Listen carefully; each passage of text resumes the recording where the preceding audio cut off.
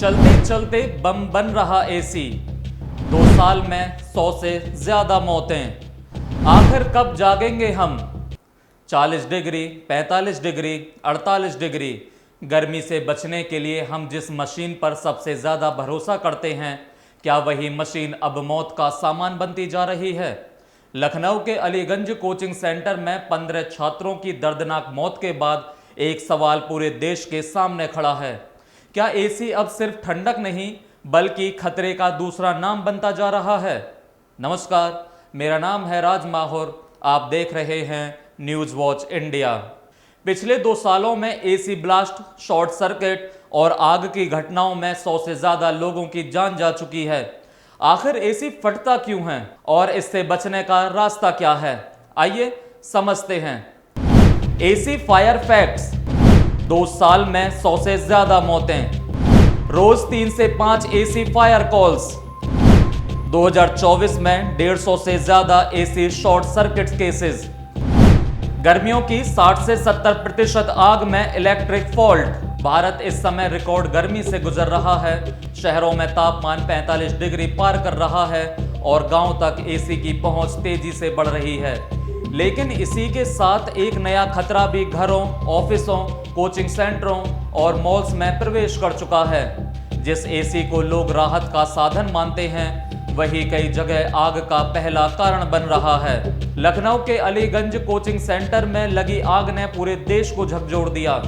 शुरुआती जांच में आशंका जताई गई कि आग एसी डक्ट या उससे जुड़े इलेक्ट्रिकल सिस्टम में शुरू हुई, लेकिन असली मौत आग ने नहीं, धुएं ने दी। निकासी का रास्ता नहीं था और कुछ ही मिनटों में पूरी इमारत जहरीले धुएं से भर गई। 15 जिंदगियां खत्म हो गईं। लेकिन यह मामला पहला नहीं है। इस तरह के न जाने कितने मामले सामने आते हैं। आइए ग्राफिक्स के जरिए पूरा आंकड़ा समझते हैं। बड़े एसी हादसे। लखनऊ कोचिंग सेंटर 15 मौतें। विवेक विहार दिल्ली 9 मौतें। फरीदाबाद एक परिवार के 3 लोगों की मौत। हौज खास पूर्व IAS अधिकारी की मौत। ग्रेटर नोएडा, गाजियाबाद कई बड़े अग्निकांड। अगर आंकड़ों को देखें तो तस्वीर और डरावनी नजर आती है। एक मार्केट रिसर्च एजेंसी के मुताबिक वित्तीय वर्ष 2025 में भारत में करीब 1.25 करोड़ नए एसी बिके।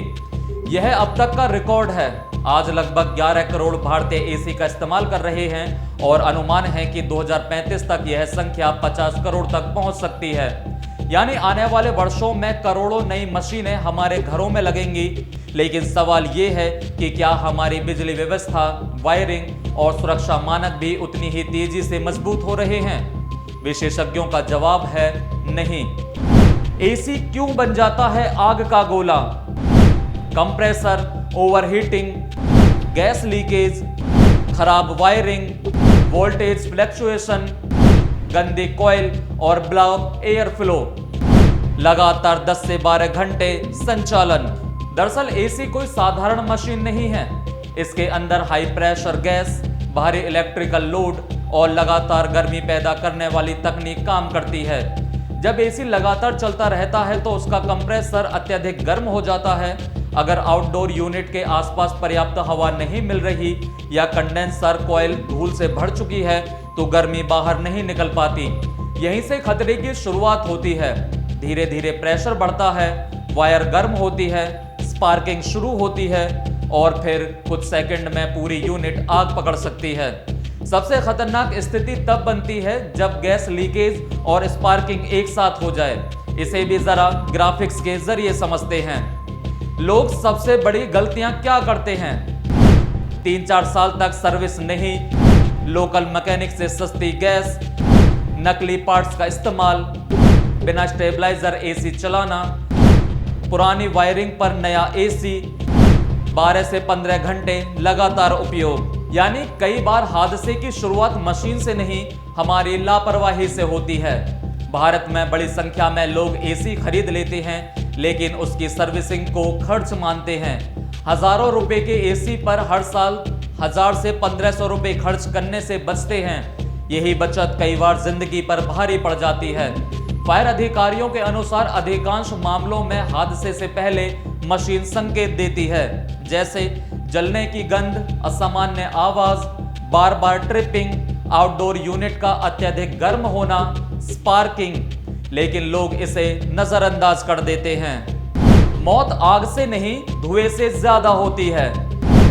एसी प्लास्टिक जलता है, जहरीली गैस निकलती है, 2-3 मिनट में कमरा धुएं से भर सकता है, ऑक्सीजन कम हो जाती है, दम घुटने से मौत।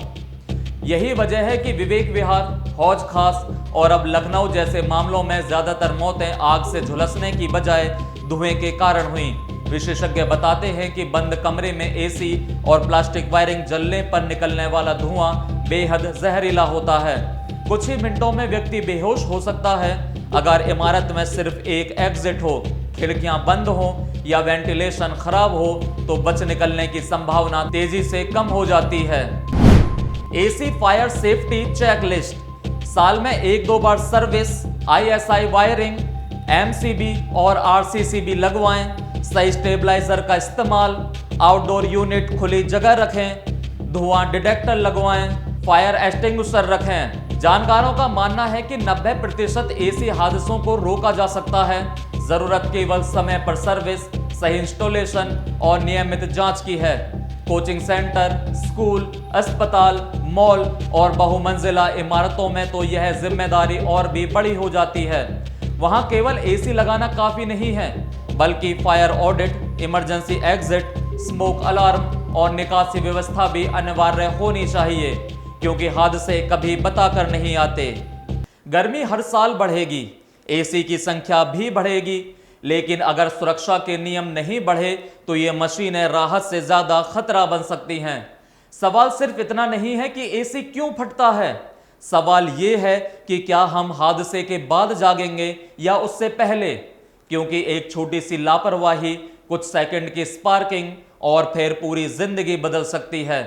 इस पूरी रिपोर्ट पर आपका क्या कहना है, अपनी राय कमेंट बॉक्स में दें। अगर वीडियो अच्छा लगा हो तो शेयर और लाइक करना ना भूलें।